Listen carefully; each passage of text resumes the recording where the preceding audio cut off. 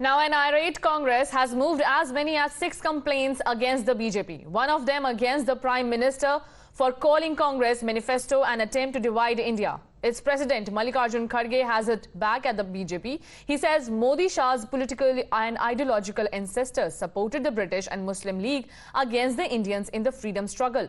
The rest of the Congress too rallied together, saying that the BJP is back to Hindu-Muslim narrative before the polls. Listen in. प्रधानमंत्री कहते हैं कि कांग्रेस मुस्लिम league की नीति अपनाती है।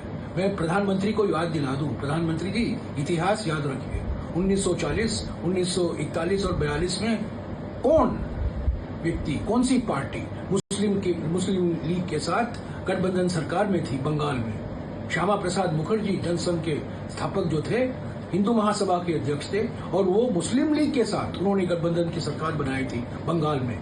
तो आज कांग्रेस की बात करते हैं, ये हमेशा विभाजनकारी राजनीति अपनाते हैं।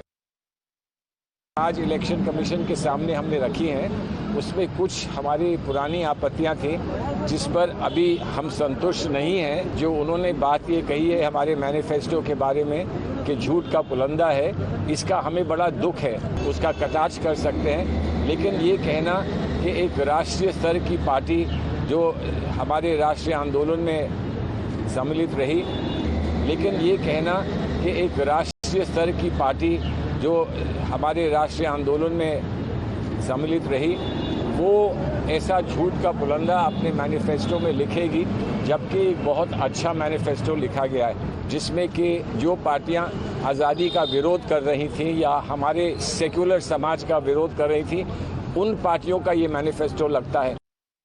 हमने कई मुद्दे उठाए। जिस तरह से प्रधानमंत्री ने हमारे मैनिफेस्टो को मुस्लिम लीग का दर्जा दिया, उस पर हमने घोर आपत्ति दर्ज कराई। प्रधानमंत्री की होर्डिंग्स जो यूनिवर्सिटीज में लगी हैं, उस पर भी हमने अपनी बात रखी। और जो यूट्यूब के चैनल्स बिना कारण बताए ministry of information and broadcasting बंद कर रही है, उनके अधिकार क्षेत्र में नहीं है क्योंकि अभी चुनाव घोषित किए जा चुके हैं। चुनाव आयोग को इसकी अनुशंसा करनी चाहिए, जिसको भी वो हटाना चाहें या नहीं हटाना चाहें। मिनिस्ट्री अभी एक केयर टेकर सरकार की है, उनका ये अधिकार नहीं है कि फ्रीडम ऑफ स्पीच पे इस तरह से पाबंदियां लगाएं।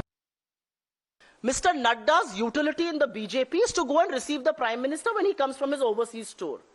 He should choose not to make these silly statements because he exposes his absolute political and moral bankruptcy. And when the Quit India movement was in progress, why did your political ideologue Shama Prasad Mukherjee write to the British to curb the do or die movement?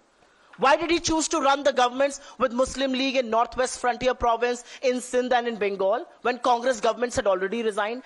So I challenge Mr. Nadda to go on any stage, his party stage, a rally, a political forum, a channel like yours. Now, the allies of the Congress party have also lashed out at the BJP, saying the manifesto will not divide India but make it stronger. Listen in. Well, I'm amazed that people in the BJP have the time to read the Muslim League manifesto. I have never read the Muslim League manifesto. I have no interest in reading the Muslim League manifesto.